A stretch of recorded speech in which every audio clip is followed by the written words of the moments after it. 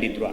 Na sala qui descente na matadi, kozonga na ngai makambo na moni na matadi, ezaki terrible. C'est terrible. Donc ozomona muntu azoboy kufuta taxe pour ya l'état ezali privé, ezali ko sala musala te mais ba bato ezokita na privé. Et futa ka ba taxe mon côté et qui mon nyonso ezokota na pochi ya Zoé na ya Joseph Kabila. C'est pour ça na sengaki président ba pesa ordre na minute OCC na ba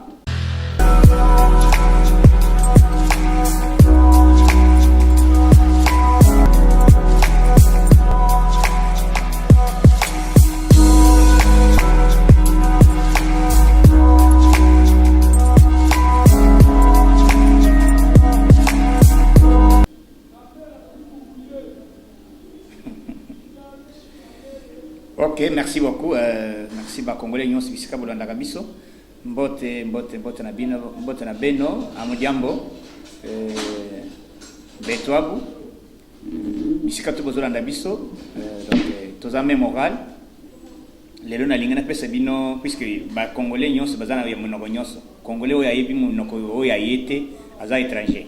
Donc to pesa ka bongo po mutu asa se sentir à l'aise. Oyoka bien, hein? Talaka. Amujambo. Tapesa ka mbote na beno donc amudiambo sana betwabu mbote na bino toza lelo lisusu ma actualité komi comment makambo ezoleka destitution ya Jean-Marc Kabonde comment makambo ezali koleka président Fachi nomination na ina nécessairement ezoya koya Fachi beto. Donc, il y a un côté comme président, mais il y a commis à niveau des Nations Unies. C'est quoi, il y a comme à niveau des Nations Unies, puisque 2021, Fachi est comme président effectif, il y a l'Union africaine. Et on se peut déboulonner par dictateur tout en Afrique. Mandat dans bandina, tout ça, il y a nécessairement, le président Fachi a été nommé hier comme président. Il y a commission, il y a paix pour l'Afrique centrale. Par les Nations Unies, dans l'élection pour nous, Yazawa. Fatih Beta. Donc, coup de chapeau, puisque Madame Fait Ben Souda, Azokita Kalamingi, te po basala bandeko bana mokamate. Voyez, bana mokamate. Badi kuluna cravate. Kuluna cravate. Entre autres, bana motoki. Toka pali, bana motoki. Donc, Conseil de sécurité, c'est Jackie, mais Bazali, Makambezo Leka, CPI a lobby Tozo Tinda d'experts pour bakanga tous les koulouna en cravate. Ça va se faire quand dès lors la vie Zobanda déjà qu'on décoller. Bazo Kitawa pour bakenda na Est. Guerre est bandé depuis 2004. Donc, balobi bien, depuis 2004. Parce qu'en 2004, Nani Wazaraki président. Nani Azaki fait sa ordre. Nani oya kota ki na dossier à guerre wana complicité nyonso ezaki cité na dossier wana bana motoki toka pali parce que bana motoki bako toka nani yo moko comprendre mon émotion donc bako kanga batu na notika da boyo wate yango tokomi koyoka ba mes condoléances ba mususu ba pepele ba ko sala mes condoléances chef de l'état mes condoléances wana on n'a pas besoin pour vendre nango tozana nga besoin donc bon comprendre à lire tozo kende nango bato bakomi ko sala sikoyo ndenge ni facha yamba ki ba député ndenge na solo la ki mais tout à l'heure là président Zoyamba azali na Jean-Marc Kabonde na Augustin Kaboya donc ba oyo bazali ko campagne de presse au quotidien bazana bam tout à l'heure décision ni robima mais décision zali toujours maintenue décision zali toujours maintenue yoko kota soko yebi politique te tikande tende zonga pale la talikuta. Si vous avez politique, vous avez un jour, moi, dans le bac que Tito, vous voyez pas Tito, Tito, vous voyez pas que dossier. Oh, Tito, le bac que vous avez beaucoup saka. Tito, Azolia Vunguli. Mon sous comité, à Kenabi Maranelli Banda, à papa, qui vous a dit ça? Ça, c'est quelle histoire? Vous savez, mon takoti makala, aya goya libanda, azonga nanani. Il dit qu'à peine que tu es mérité quand même. Boyoki procès, n'engeni les alliés qu'on a toujours na manif Facebook est commis. Otoza est commis le combat tribalisme. Mais attention, attention. tango yo yeba ko yeba kina bana Kivu te mbongo kutu wana ezaki mbongo po Kivu e bonga omoni na minute Bukavu ndenge ne banzele salami na minute Goma ndenge ne babongisi yango na minute na 100 jours président après ça qui omoni comment babimisi mbisi oyo ezalaki à 100 jours combien de bisi kutozo par après après 3 mois yozo ya na likambo kete gere komi ya likambo ya bana ya Nord Kivu na baluba ezamawa mawa na yo mawa na yo gere wana ekotikala ko sala mate ekosimba pete puisque tozomona Messi bino bozala ba kamera zali congolais oui ndeni Messi ya action de grâce ezo sama na Burundi pena Uganda bolo bas Burundi basali Messi basangi Messi que tout ça me répond à frère na biso il faut imaginer cette histoire yango nous autres na que justice to l'ende continuons ça peut cette identité a utaka wapi avant azala na Congo puisque muso yebi langue mais azaka na congolais te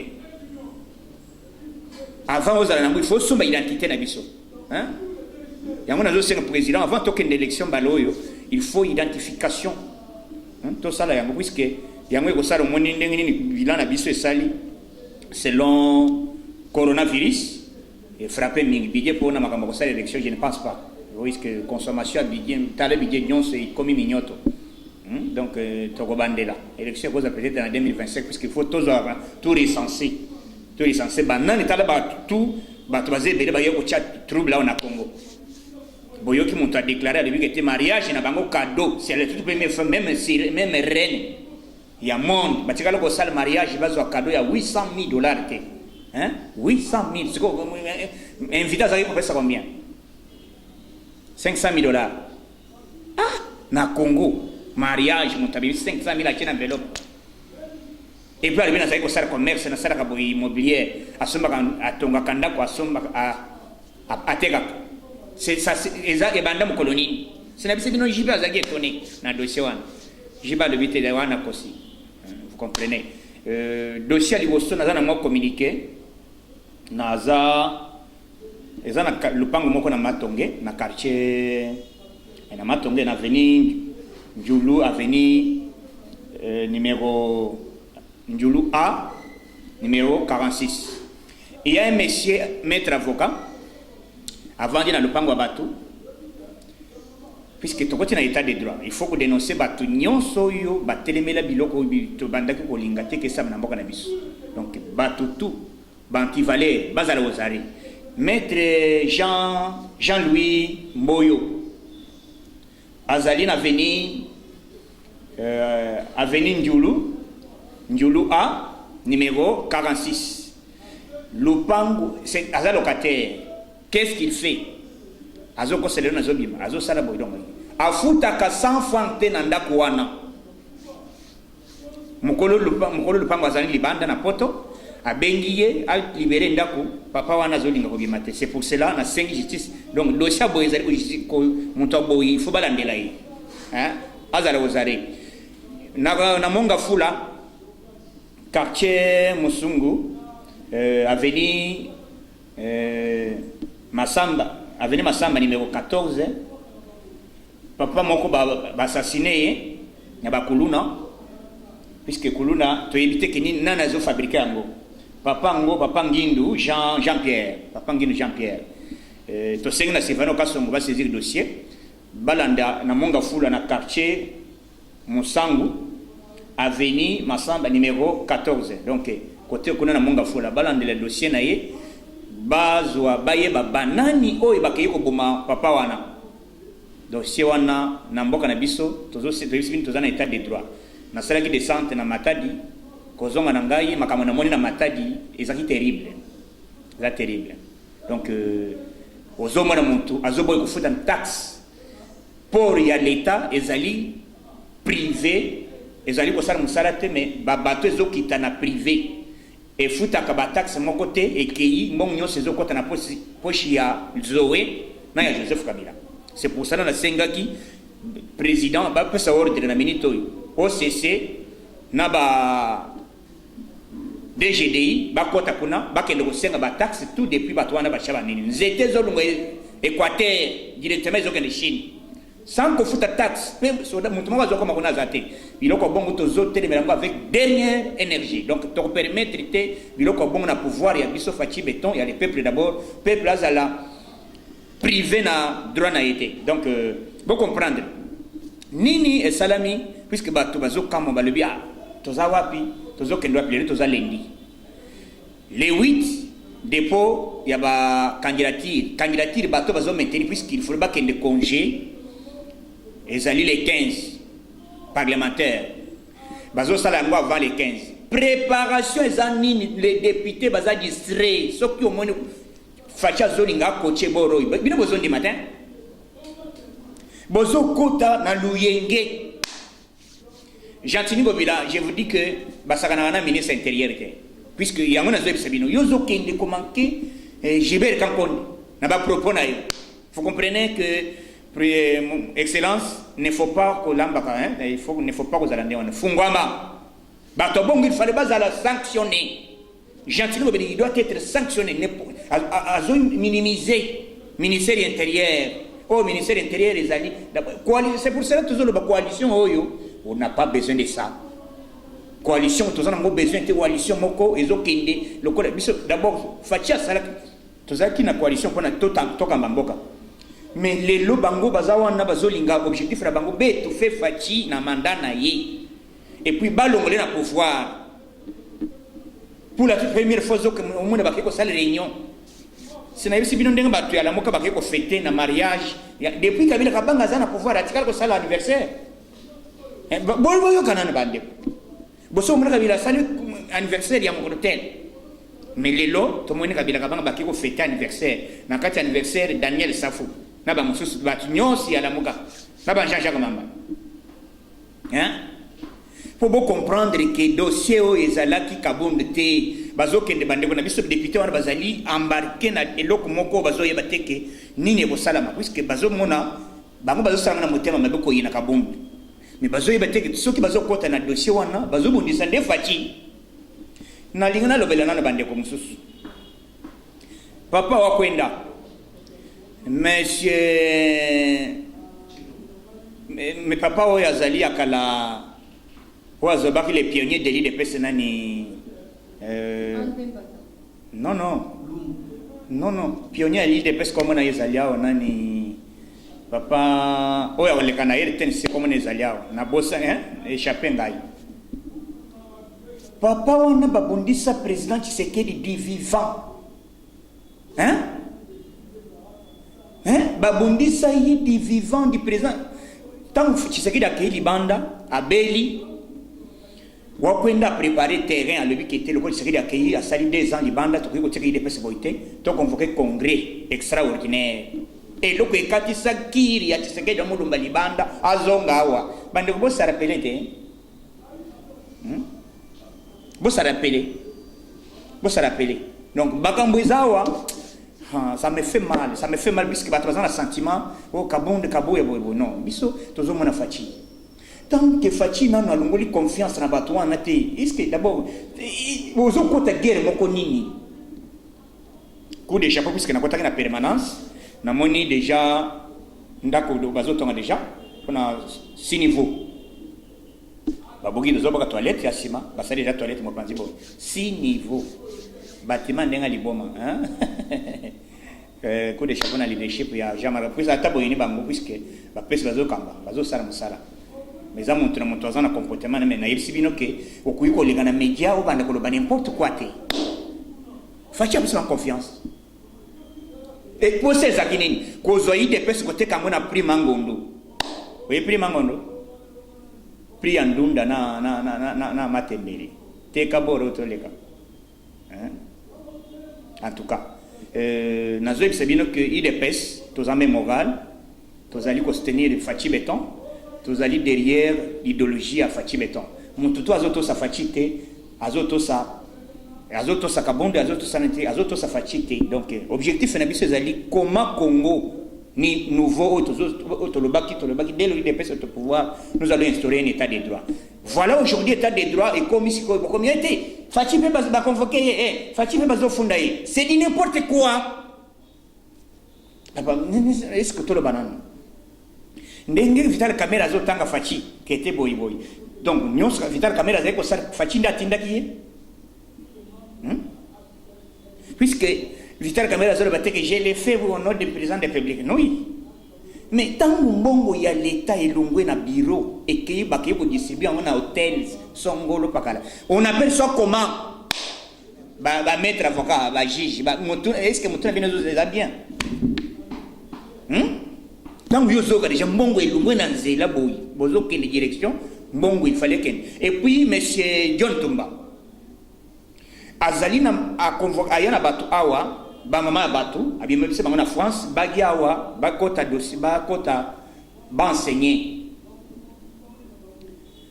bayaki bazali na bazaba du domaine ya matière a futela bango billet mais siko ba pesa bango mbongo bazonga na mboka na bango te John Tumba zombo mwana Israël ba pesi mbongo akende ko dédouanier 200 de conteneurs mbongo nyoso wana azika ka note oyo Vital Kamerhe akomaki o directeur ya cabinet bafuti ni péage bafuti ni douane nyonso ebimisiko mbongo bapesaki ye po afuta biloko wana mbongo wana eke wapi c'est pour cela il a été arrêté c'est depuis le vendredi basale mokamate donc cour de cassation alomoni balomoni les militaires na assemblée bakangi mtipo wana bato bazolinga bayeba makambo nini faci akosala bokotikala koyeba politike oyo tozomene bino te eza jeu ya dame on avance les pions et puis on observe kote on avance na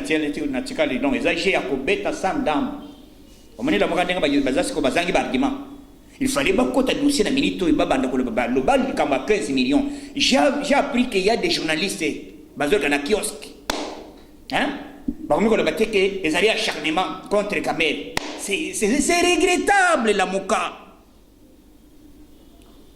hein bakomi koloba acharnement mais ntango bakoti dossier wana batémoin tu babimi wana boyoki bango nyonso bazali koimplike nani Vital Kamerhe d'abord bozo condamné conseil principal ou alobaki non conseiller a la vérité d'abord c'est un homme sérieux azali d'abord azaka lokola sango alobaka na été je le vois azaka alobaka na été batu tu bande ko tu bazana Genève na Suisse ko ba yebi bien alobaka na été mais aye ko sa vérité d'abord azali rescapé auti ko lungwa na kufa ya poison akenda ko zosengi banda mais poison otaki wapi azape na dossier na ye azape na dossier na ye bozo condamné bo fingi alufingi biso non alobi par rapport ya réaction ya Vital Kamerhe wa bandaki déjà ko il faut bo mano Vital Kamerhe bandaki po boya ko condamné ye boko na ka batu ndengo na te azali vrai combattant a pesi point de vue na ye alobi vérité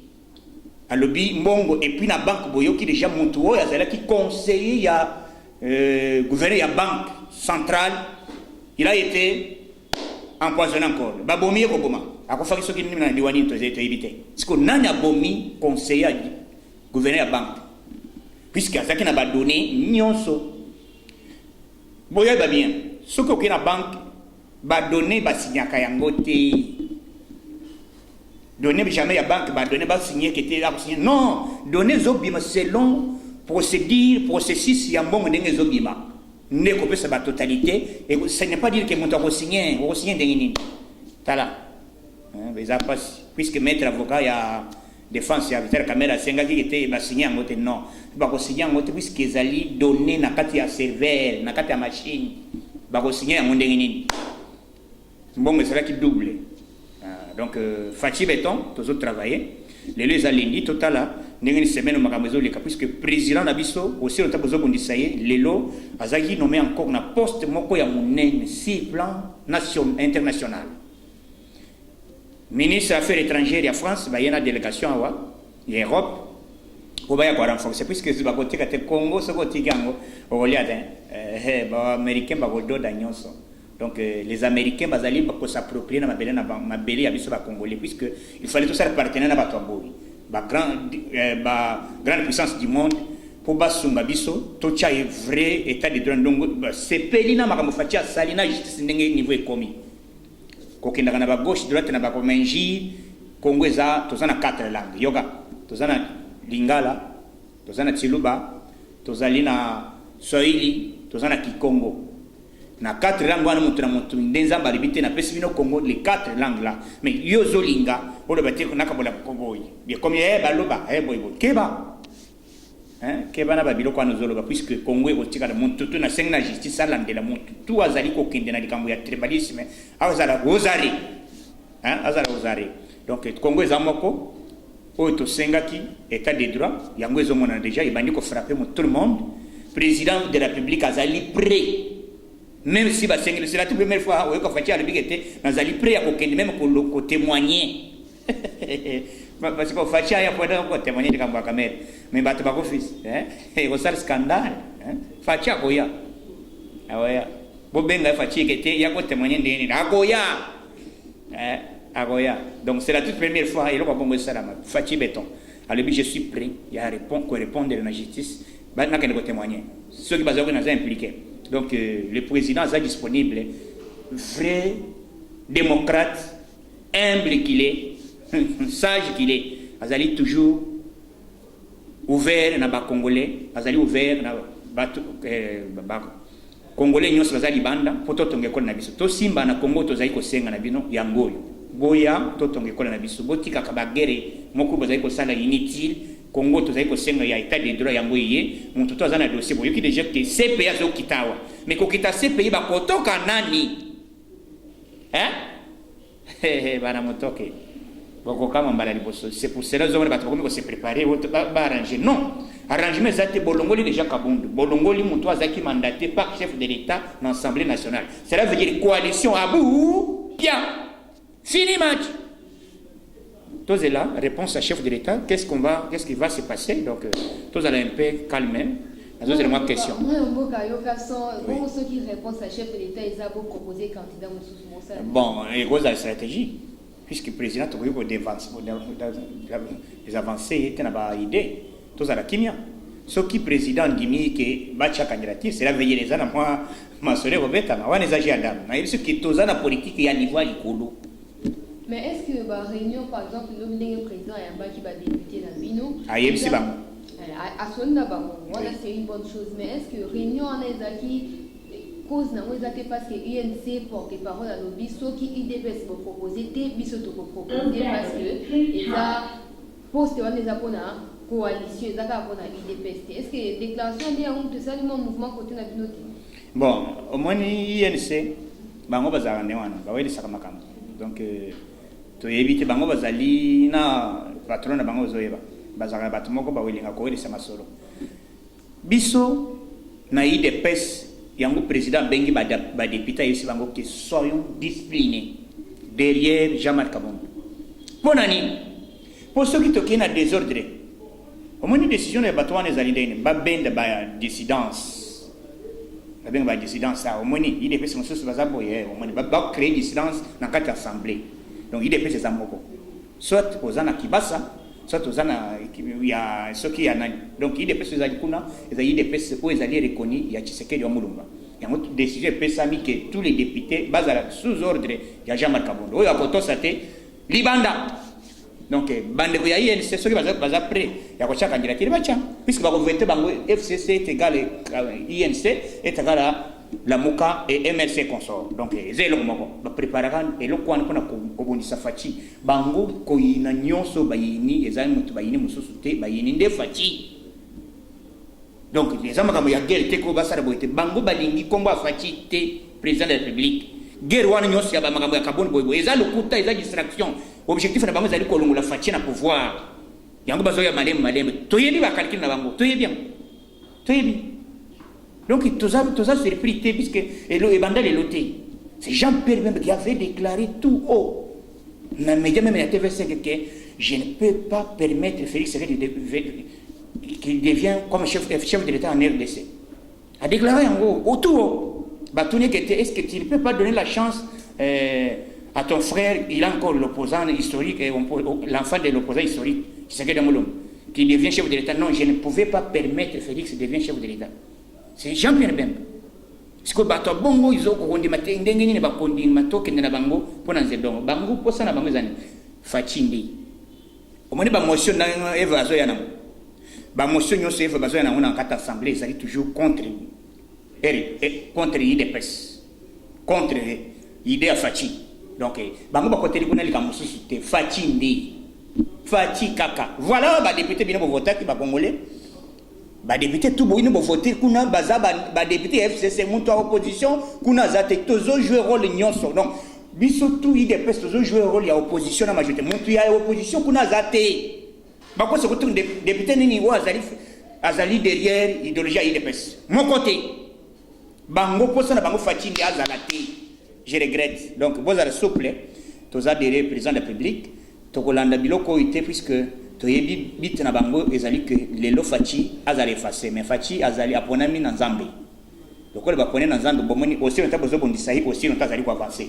Aussi on t'a zali ko matamalem malem. Fachi a côté ka 2 mois 3 mois a commis na Union africaine. A commis pampa a commis premier vice-président na Union africaine. Les lo a commis président ya commission pour na Nations Unies. En Afrique centrale. Bon, c'est quoi? Lobby. Il y a un objectif de faire que ce cas ici mandat, il y a le président de la République, à Kokoma, secrétaire des Nations Unies. Au moment où on a eu ça, mais au moins, il n'a pas seulement commis les Nations Unies. Alors, on a savoir Kanga Kamel, Kanga, le président Kagame, Kanga Museveni. Kangai, na Nations Unies, il va commencer à donner l'ordre pour que Kanga Bapeti nyon sakuluna en désordre. Merci. Moi, gouverneur et ville à Zoloba, jusqu'à nouvel ordre, c'est-à-dire il faut bâtir sa la réhabilitation visiblement ils vont en attaquer. Et ça une façon de engager bras de fer na ministre de l'Intérieur, à lobby ou à Asa. C'est on a option. Jantini Bobila a évidemment bien été. Azomeka. A évité peut-être une décision, a évité peut-être IDPS, a évité à Oyokason. Au moins Jantini Bazomeka Bilo qu'on a bango ya PP de Bamesana. C'est pour ça que je connais avec cette histoire encore avec dernière énergie, ce qui s'est passé dans Makala ya dans une prison à Makala. Monsieur Henri Magie, il est en train de distribuer l'argent. Bon wapi et puis na ba mapa ache ba prisonnier chef directeur de la prison il faut pas convoquer. Comment ils ont parvenir kotinda mutu azali prisonnier otike moko anniversaire ya Kabila otisi ba mulongo biloko boyi tozo condamner yango tolingi yango te tolingi yango te yuzo distribuer mbongo na prison aux prisonniers anniversaire ya Kabila. Ça c'est quoi ça? Donc, le directeur de la prison président, il faut que l'on là. Batunyo soit dans Libanda. Il faut que ce soit là. Donc, balati bakosame mais ce sont les lions. Bazaba lions. Et ça dit pour nous préparer moral, il y a des prisonniers, basa les révolte. Attention. Donc, toujours condamné bilokwan. Makamo jantina zo sala, pepe les azo rêvé que Fachi aza chef de l'État, azo yebati. Tango azo rêvé bon wa yeba un jour sort na yozala ndeni. Ala dans logique. Il y a le ministère intérieur, la PSO, qu'il faut bientôt, puisque 2 semaines encore, confirmer, ils ont continué. Ceux qui confirment, si l'ordre de l'écoute n'est pas mon chef de l'État. Tant qu'on peut se ordre de l'Argentine, on va le matin. Ce que ça veut dire, ils ont sans excuse. Puisque au moment de la justice, le ministre en fonction, au moment de généraux, au moment de tout, mon toit, Azali, intouchable, dans le pouvoir de Fachi, Azali, tout le monde, Azali, ça l'idée. Donc, vous avez la kimia. Les gens apprécient merci puisque les Congolais sont bisika bozali, bande qu'on a aux États-Unis, à Texas, partout, sans oublier na maman Sandra Cash, et c'est que vous allez à Texas, na chérie na yo, bisika bozali, zamba battre la bino, bao tout bazo landanga monde entier. Je vous ai promis que tout le monde va démarcher, mais na kosa peut-être moi soba na Lubumbashi, voyez que je dois descendre avant la kendemi qui y a poto, na zo kitakona na Lubumbashi, na sali Moscal.